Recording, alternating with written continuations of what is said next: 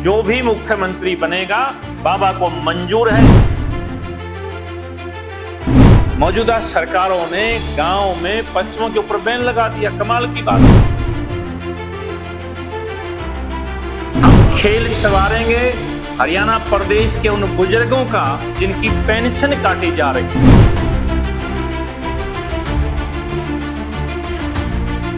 जी, मैं राजनीति के अंदर राजनीति का नया क्लेवर लेकर आया, राजनीति के मायने बदलने के लिए आया। मुख्यमंत्री की कुर्सी की मुझे आवश्यकता नहीं है।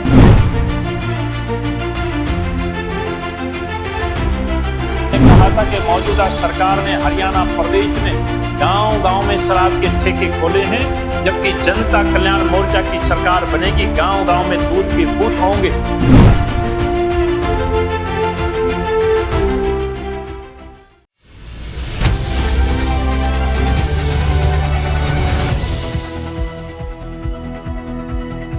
नमस्कार, स्वागत आपका खादी खाकी में। हमने आपसे वादा किया था कि इस कार्यक्रम में हम ब्यूरोक्रेट से लेकर नेता तक आपको दिखाएंगे। किस लिए? ताकि उनके जीवन से जुड़े, उनकी राजनीति से जुड़े, उनके कर्म क्षेत्र से जुड़ी बातें आप जान सके, समझ सके कि वो आखिर राजनीति में कौन सी नई चाल चलने वाले हैं। इसीलिए आज जनता कल्याण मोर्चा के राष्ट्रीय अध्यक्ष बाबा जसमेर को लेकर आए हैं। स्वागत है बाबा जी। बहुत बहुत धन्यवाद जी, आपको भी और आपके सारे दर्शकों को भी बहुत बहुत साधुवाद। बाबा जी ने हाल फिलहाल अपनी एक नई पार्टी जनता कल्याण मोर्चा का गठन किया है। उसकी कार्यकारिणी सिर्फ हरियाणा ही नहीं, राजस्थान, पंजाब और दिल्ली, उत्तर प्रदेश तक भी आपने बनाई है। बहुत ही कम समय में बहुत बड़ी एक कार्यकारिणी आपने बना दी। तो क्या इरादा है, सिर्फ हरियाणा ही फोकस है या फिर केंद्र की राजनीति तक जाने का इरादा है? अब मूलभूत सुविधाएं तो सभी को चाहिए, वो केवल हरियाणा तक की बात नहीं है। आप समाज में कार्य जब करते हैं तो समाज का विस्तार होना चाहिए। जी, समाज हमारा एक है, रीति रिवाज हमारी एक हैं, हमारी जरूरत सबकी एक है। इसलिए शुरुआत आप कहीं से भी करें, शुरुआत मेरी हरियाणा से है। अब हरियाणा से निकल कर ये कारवां बढ़ता जाएगा और लोगों की सरकार के अंदर भागीदारी को सुनिश्चित करते हुए हम पूरे भारतवर्ष में जनता के द्वारा, जनता के लिए, जनता की ही सरकार का गठन करें। आपने हाल फिलहाल अपना पहला कार्यकर्ता सम्मेलन किया, एक अच्छी खासी भीड़, अच्छी खासी संख्या उसमें देखने को मिली। हाँ, उसके बाद कहीं ना कहीं राजनीतिक गलियारों में चर्चा तेज हो गई थी कि बाबा अब कहीं ना कहीं हरियाणा विधानसभा चुनाव में ताल ठोकेंगे और कहीं ना कहीं बहुत सारे नेताओं का, बहुत सारी पार्टियों का गेम बिगाड़ने वाले हैं। हाँ, समय की मांग है कि हरियाणा प्रदेश की जनता भारतीय जनता पार्टी के 8 वर्ष के सुस्त शासन से, सुस्त कह रहा हूं, सुस्त का अर्थ होता है कि कुछ भी ना मालूम हो कि क्या हो रहा है समाज। जी, सुस्त का अर्थ है कि स्वयं अपनी अपनी बात चलाना, किसी और की ना सुनना। जी, सुस्त का अर्थ होता है कि केवल अपने दायरे में रहने वाले लोगों का ही कार्य होता रहे या उनको पता चलता रहे। जी, तो मेरा कहने का भाव ये है कि पिछले 8 वर्षों के सुस्त शासन से निजात दिलाने के लिए बाबा गेम बिगाड़ेगा नहीं किसी का। जी, बाबा तो बनाएगा सबका। बाबा तो सबके होते हैं, अपने होते हैं, बीच के होते हैं, साजले होते हैं। ये हमारी संस्कृति कहती है। जी, मैं राजनीति के अंदर राजनीति का नया क्लेवर लेकर आया, राजनीति के मायने बदलने के लिए आया। जी, इसलिए मेरा वही रास्ता होगा, वही मार्ग होगा। आप ये कतई ना कहें कि कई पार्टियों के बाबा खेल बिगाड़े। चलिएगा, मैं नहीं कहता कि आप पार्टियों के खेल बिगाड़ेंगे, लेकिन ये तो कह सकता हूँ कि इनेलो के, अभय चौटाला के गेम को संवारने के लिए बाबा खड़े हो गए, अब उनके साथ जाने वाले हैं। बाबा खेल संवारने के लिए आए हैं पूरे हरियाणा प्रदेश की जनता का। जी, हम खेल संवारेंगे हरियाणा प्रदेश के उन बुजुर्गों का जिनकी पेंशन काटी जा रही।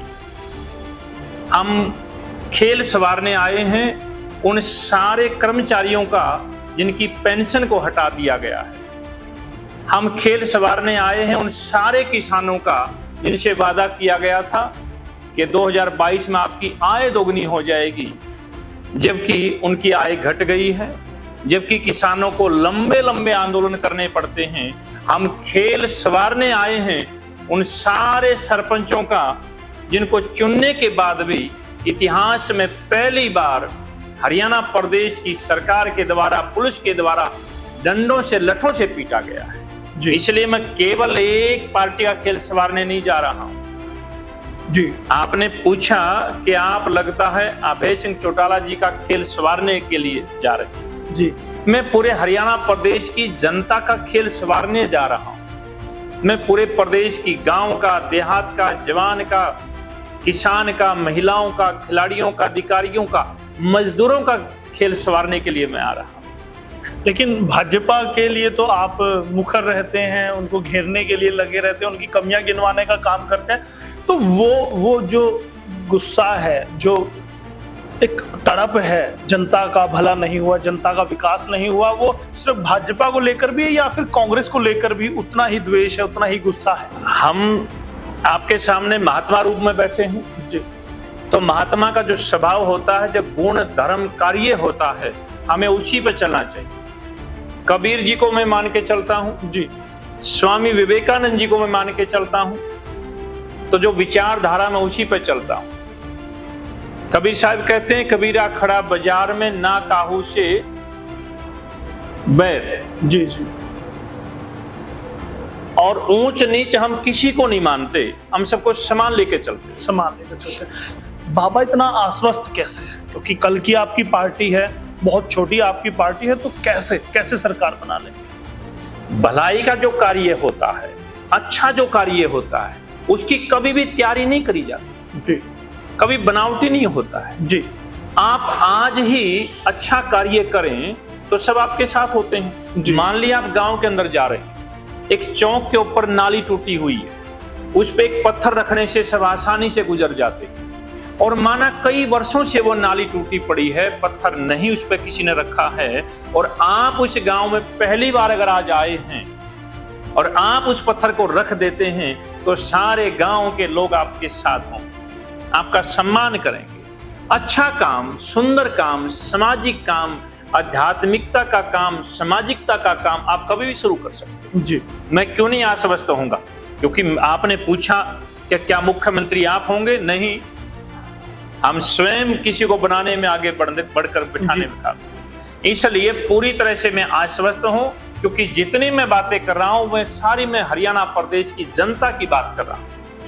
जनता के बीच आप जाते हैं, किस तरह का प्यार मिलता है? क्या बाबा पर उनको विश्वास बनता है? क्या बाबा से उनको उम्मीद लगती है? क्योंकि पार्टियां हैं, एक सोच, पंजाब में जब विधानसभा चुनाव हुए तो वहां एक सोच थी कि जो रिवायती पार्टियां हैं, जो पुरानी पार्टियां हैं, जो प्रदेश की अपनी पार्टियां, नेशनल पार्टियां, उनको देख चुके हैं, अब नया चेहरा चाहिए। उन्होंने केजरीवाल को चुना, तो क्या यहाँ पर भी, हरियाणा में भी यही सोच रहती है कि उन पार्टियों से हम तंग आ चुके हैं, अब हमें कोई नया चेहरा चाहिए?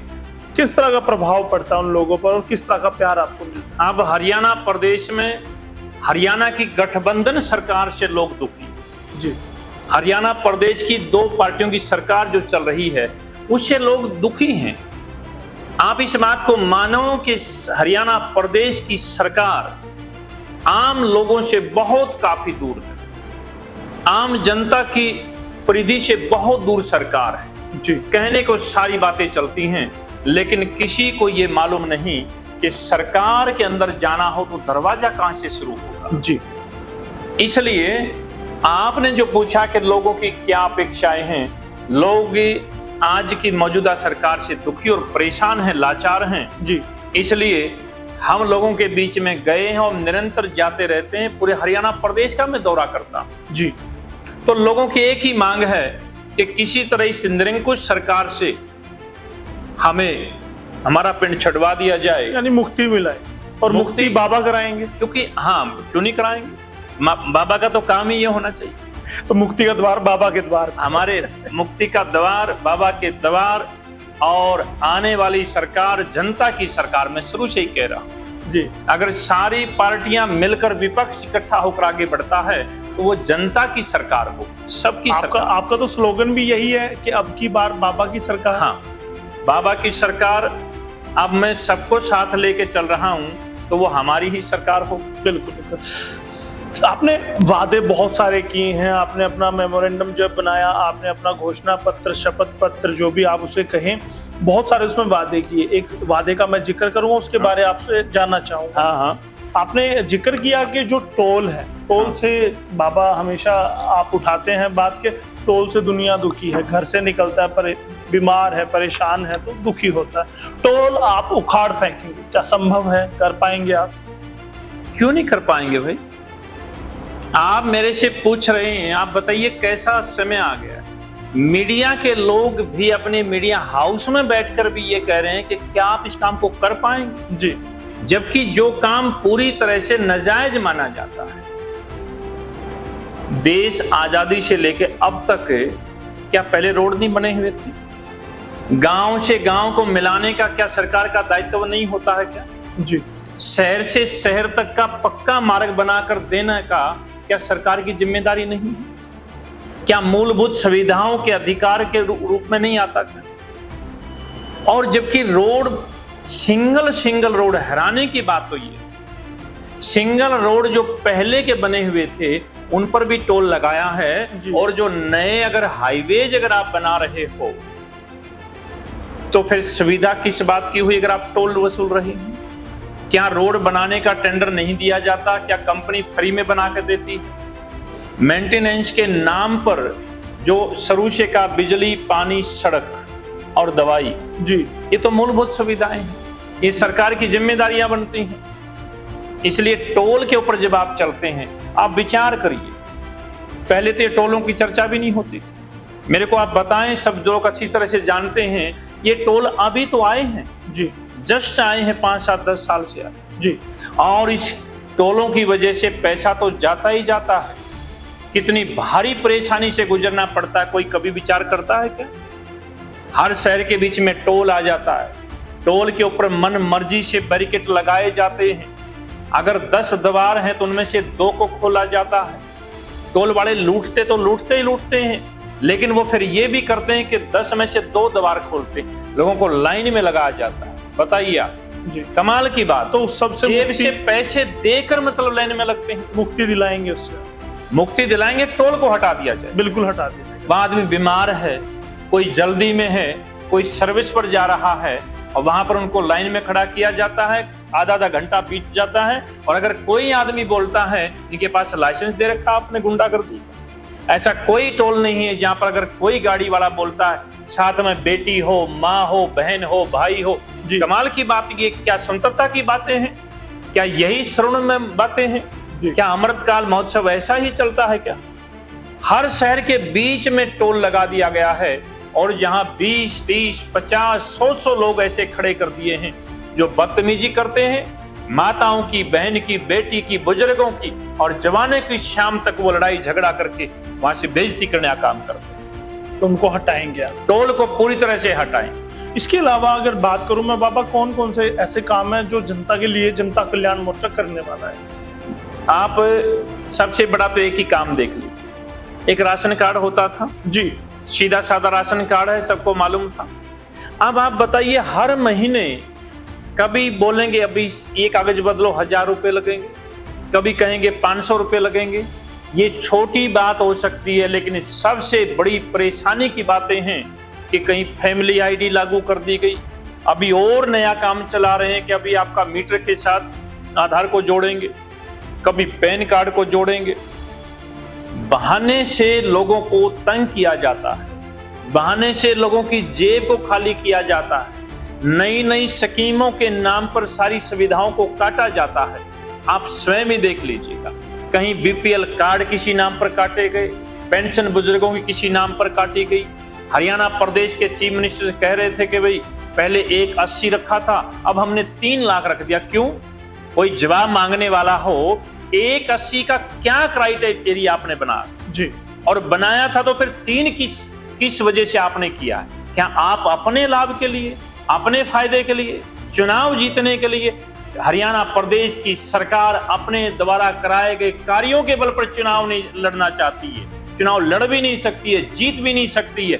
मैनेजमेंट करके चुनाव जीतने की बातें हो रही हैं। इसलिए रोजाना स्वयं चीफ मिनिस्टर साहब कहते हैं कि अब मैंने 3 लाख कर दिया। किसने कहा था 180 करने? तो राशन कार्ड का सरलीकरण करेंगे। केवल एक राशन कार्ड होता था, अब तरह तरह के अलग अलग। तो सीधा होना चाहिए। इन सारी बातों से लोगों को छुटकारा मिलना चाहिए। फैमिली आईडी को पहले दिन से बंद कर दिया जाएगा और राशन कार्ड के आधार पर आप सबको सुविधाएं दी जाए। शिक्षा पर बाबा का क्या स्टैंड है?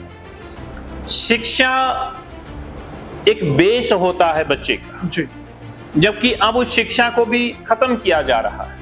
हमारे प्राचीन वैदिक काल से शिक्षा का अर्थ है कि यानी कि रोशनी, प्रकाश, उजाला, एक मार्ग, एक रास्ता। जीवन में जीने के लिए, आगे बढ़ने के लिए मार्ग चाहिए, रास्ता चाहिए, प्रकाश चाहिए। अब हमारे पास शिक्षकों का अर्थ होता है गुरु। गो माने अंधकार, रू माने प्रकाश, यानी कि अज्ञानता से ज्ञान की तरफ ले जाने वाले को गुरु कहते हैं, शिक्षक। जी, जी।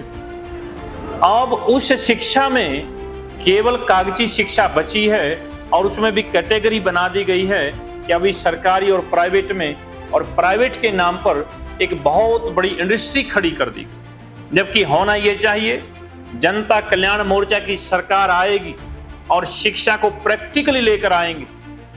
आप किताब में पढ़ाते हैं कि व्यवहारिक शिक्षा प्रणाली, व्यवहारिक शिक्षा जिससे फायदा हो, जिससे फायदा हो, सीधे तौर पर रोजगार से जुड़ सके। अगर आप किताबों में बागवानी के बारे में पढ़ाते हैं तो आप प्रैक्टिकल बागवानी करके दिखाइए बच्चों, प्रैक्टिकल उनसे कराइएगा। अगर आप कहीं वेल्डिंग के बारे में पढ़ाते हैं तो आप वेल्डिंग कराइएगा स्कूल के अंदर, उनसे वेल्डिंग करा के दिखाइएगा। अगर आप उनको, जैसे आपके स्टूडियो में बैठे हैं जी, अगर ये कैमरा चलाने के बारे में आप उसमें बताएं तो आप उनको कैमरा सिखाएं, उनको बनाएं, कैसे वीडियो बनाई जाए। मतलब सिर्फ पढ़ाया ना जाए क्लासरूम में, वो करके भी दिखाया जाए ताकि रोजगार, वो 10वीं करे, 12वीं करे, उसके बाद रोजगार पास, वो रोजगार पे जा सके। चलिएगा। अगर स्वास्थ्य की बात करूं, स्वास्थ्य पर बड़ी बड़ी बातें सरकारें करती हैं।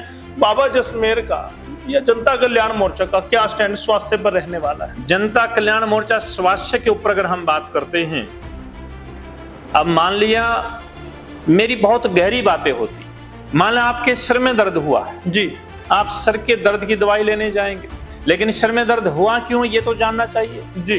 दवाई तो उसकी होनी चाहिए, उपचार तो उसका होना, बीमारी का मर्ज होना चाहिए कि आपके सिर में दर्द क्यों है, सबसे पहले उसको खत्म कर दिया जाए।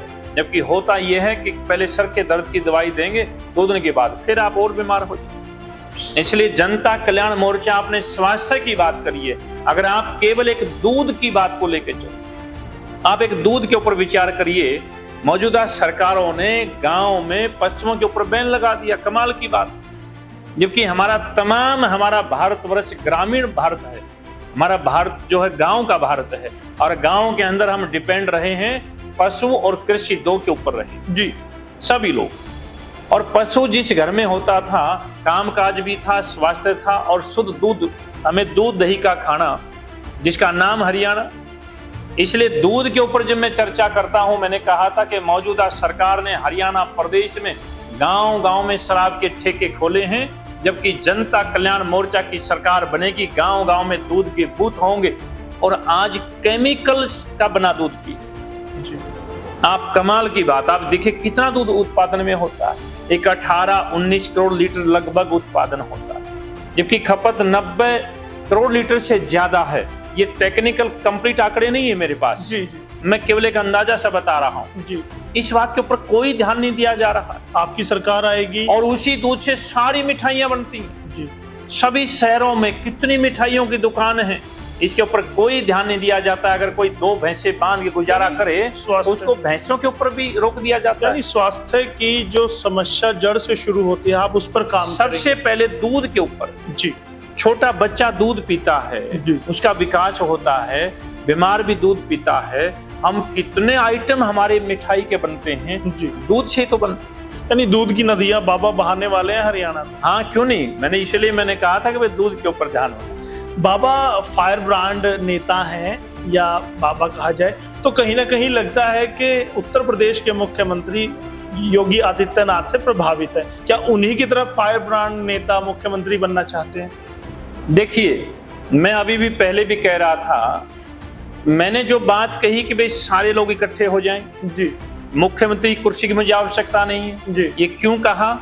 क्योंकि हम बाणे में, और मैं बाणे में हूं तो उत्तर प्रदेश के मुख्यमंत्री वो हमारे संत हैं जी। और संत तो हमारे सिर का मोड़ होते हैं जी। वो हमारी बरादरी के, हम एक ही लोग हैं। हम जहां जाएंगे हम वहां पर समाज का सुधार करें, राजनीति में जाएंगे राजनीति का सुधारीकरण करें, जी। हम आध्यात्मिकता में जाएंगे तो हम आध्यात्मिक बात करें, यानी कि हम लोक कल्याण की ही बात करेंगे जो भी करें। तो हरियाणवी उम्मीद कर सकता है कि अगर उत्तर प्रदेश में जो काम भगवाधारी योगी आदित्यनाथ ने किया तो हरियाणा में वो काम बाबा जसमेर कर सकते हैं। हाँ, क्यों नहीं, हम लोग बैठे तो हमारी सरकार है, सारे मिलकर बनाएंगे। जब भी हमारी सरकार है जी। सारे लोक कल्याण के कार्य होंगे, सारे समाज सुधार के कार्य होंगे। इस समाज में अंतिम पंक्ति में बैठे व्यक्ति का भी सारी समस्याओं का समाधान, निदान और आसानी से सरलीकरण होना चाहिए सरकार का। सरकार नेड़े से नेड़े आएगी, नजदीक से नजदीक आओ, गांव देहात और गली के अंदर सरकार आएगी, बहुत आसानी से उपलब्ध सरकार होगी। इस कार्य को हम लोग करेंगे। आपको देखकर लगता है कि जैसे बाला साहब ठाकरे उस जमाने में हुआ करते थे, वो हिंदुत्व का चेहरा था, फायर ब्रांड नेता थे, शेर थे, तो हरियाणा में भी बाबा जसमेर का वही रोब है, वही पहनावा है, वही विचार है, वही सोच है, वही अग्रेशन है। तो कोई बाला साहब ठाकरे से प्रभावित तो नहीं है बाबा? बाबा को उन सभी लोगों से प्रभावित होना चाहिए जो समाज के लिए कार्य करते हैं। बाबा को सभी उन लोगों से प्रभावित होना चाहिए जो गरीब के लिए काम करते हैं जी। यानी कि मेरे कहने का भाव ये है, जो साफ रास्ता है, सच्चा रास्ता है, अच्छा रास्ता है, लोक कल्याण का मार्ग है, उस पर चलने के लिए हमें खड़ा होना चाहिए। फिर उसमें कैसी भी बात आए उससे ना डरते हुए आगे बढ़ना चाहिए। संत, शेर और सुरमा कभी वापस नहीं मुड़ते हैं, वो आगे बढ़ते जाते हैं। जो घर फूके अपना चले हमारे साथ, जननी जने तो भक्त जन याद आता या सूर, ना तो जननी बांझ रहे कहें गवाई नूर, बार बार जन्म लेकर नहीं आना है, इसलिए यहाँ कुछ करके जाना है। ये जहां बदलता है बदलने वाला होना चाहिए। आप मार्ग पर बढ़िए, लोग आपको आगे ले जाने को तैयार हैं, चलने वाला होना चाहिए। इसलिए मैं, अगर आपने बाला साहब का जिक्र किया है तो मैंने तो पहले ही कह दिया, बाला साहब ने कभी कुर्सी की चेष्टा नहीं करी, कभी उन्होंने इसका वो नहीं, मोह नहीं किया जी। और मैंने तो आपको स्वयं कहा है कि हमारा मकसद है कि हरियाणा प्रदेश में इस बार 2024 में व्यवस्था परिवर्तन की तरफ हम लोग जा रहे हैं। इसलिए आज से मैं आपके चैनल के माध्यम से ये बात ओपन कर रहा हूं। अभी हमारी बातें चल रही थी, सब लोगों से हम मिल रहे थे। हम सबको ये आह्वान करते हैं कि पूरा विपक्ष एक महागठबंधन में आके चुनाव लड़े और एक ही सीट पर सबका एक ही उम्मीदवार खड़ा हो और आप इस लड़ाई को जीतें और मिल बैठकर तय करें। जो भी मुख्यमंत्री बनेगा बाबा को मंजूर है, सबसे पहले साधुवाद है, आशीर्वाद है, बनाकर हरियाणा प्रदेश के लिए कार्य किया जाए।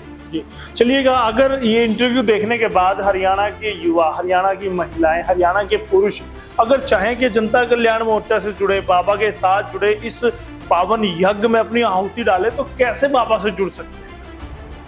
हमारे नंबर दिए गए हैं जी, और जहां जहां हमारी ऐड लगी है जी, और हमारे हर जिले में संगठन है जी।